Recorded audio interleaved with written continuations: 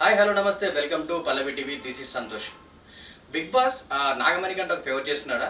అలా అయితే రానున్న రోజుల్లో నాగమణికంటను ఆపడం ఎవరి తరం కాదు. ఇప్పటికే ఆయనకు బయట చాలా పాజిటివ్ అండ్ బీభత్సమైన ఓటింగ్ జరుగుతుందన్నమాట. సో ఈ సమయంలో ఇలాంటి సిచ్యువేషన్ లో బిగ్ బాస్ ఆయనకు కావాలని పుష్ ఇస్తున్నారా అని అనిపిస్తుంది అనమాట. లాస్ట్ 2 వీక్స్ నుంచి అబ్జర్వ్ చేస్తే ఆయన ఫుటేజ్ కానీ, ఆయనకు సంబంధించిన టాస్క్లలో ఆయనకు సంబంధించిన పర్ఫార్మెన్స్ కానీ, మిగతా కంటెస్టెంట్లు ఆయన గురించి మాట్లాడుకునే కంటెంట్ కానీ చాలా బాగా ప్రొజెక్ట్ చేస్తున్నారు అనమాట. ఏమైనా బిగ్ బాస్ కావాలని నాగమణికంటని ఎలివేట్ చేయడానికి ట్రై చేస్తున్నాడా అనిపిస్తుంది. ఓకే అంటే ఆయన మిగతా కంటెస్టెంట్స్ దగ్గర నుంచి ఒక ప్యాంపరింగ్ కోరుకుంటున్నారనే విషయం అర్థమవుతుంది. కాకపోతే ఏంటి అంటే ఆయన ఎవరితో ఫ్రెండ్షిప్ చేస్తున్నారో వాళ్ళని ఆయన బయటకు పంపించడానికి ట్రై చేస్తున్నారని ఒక కన్ఫ్యూజన్ లో కంటెస్టెంట్లు పడిపోయారు అనమాట. ఈయనతో మాట్లాడితే ఒక ప్రాబ్లం, మాట్లాడకపోతే ఒక ప్రాబ్లం అని చెప్పేసి దూరంగా ఉండడానికి ట్రై చేస్తున్నారు అనమాట. ఈ విషయంలో నాగమణికంట చాలా ఎమోషనల్ అవుతున్నాడు. సో ఆ పాయింట్ ని కనుక గమనించిన బిగ్ బాస్ వేరే వాళ్ళతో కాకుండా ఆయననే ఏమైనా సపోర్ట్ ఇద్దామని ట్రై చేస్తున్నట్టు అనిపిస్తుంది. ఎందుకు అనంటే ఈ గత 2 వారాల నుంచి ఆయనకు సంబంధించిన ఫుటేజ్ చాలా ప్లే అవుతుంది.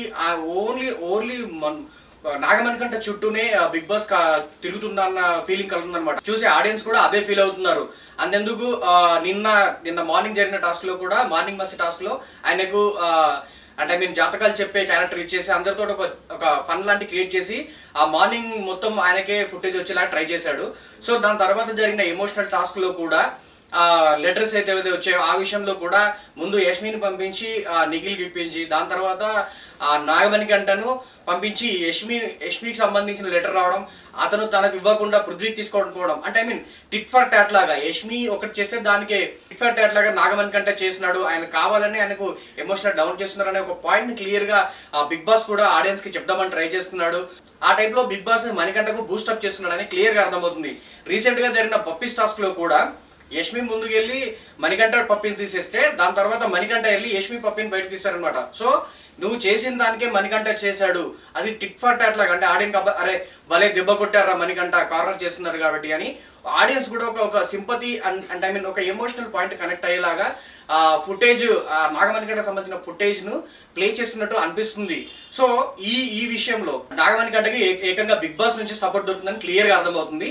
ఇక గత వారం నుంచి కంటెస్టెంట్లు ఏం మాట్లాడుకుంటున్నారంటే, ఇంత ఎమోషనల్ గా ఇంత ఒకరిపైన డిపెండ్ అవుతూ అక్కడో మాట ఇక్కడో మాట మాట్లాడుతున్న మణికంటని ఆడియన్స్ ఎలా సేవ్ చేసుకొస్తున్నారు, ఇది చాలా కన్ఫ్యూజన్ గా ఉంది, క్లారిటీగా ఉంది, అసలు మిరాకిల్ గానే ఉంది అని ఆ కంటెస్టెంట్లు కూడా కొంచెం కన్ఫ్యూజన్ లో ఉన్నారు అనమాట. ఎలా సేవ్ చేస్తున్నారు, ఓట్లు ఎలా పడుతున్నాయి మణికంటకి అని చెప్పేసి డిస్కస్ చేస్తున్నారు. సో ఆ విషయంలో గత 5 వారాల నుంచి సేవ్ అవుతుండడం వల్ల ఆ విషయంలో మిగతా కంటెస్టెంట్స్ కూడా నాగమణికంట అంటే కొంచెం భయం స్టార్ట్ అయిందని చెప్పాలి. ఏంటంటే ఈయన అనవసరంగా మనం ఎన్నిసార్లు తీసుకెళ్లి నామినేషన్ లో పెట్టినా కూడా మళ్ళీ మళ్ళీ మళ్ళీ మళ్ళీ సేవ్ అవ్వకుంటూ వస్తున్నాడు. కాబట్టి ఆయనతో కొంచెం జాగ్రత్తగా ఉండాలి.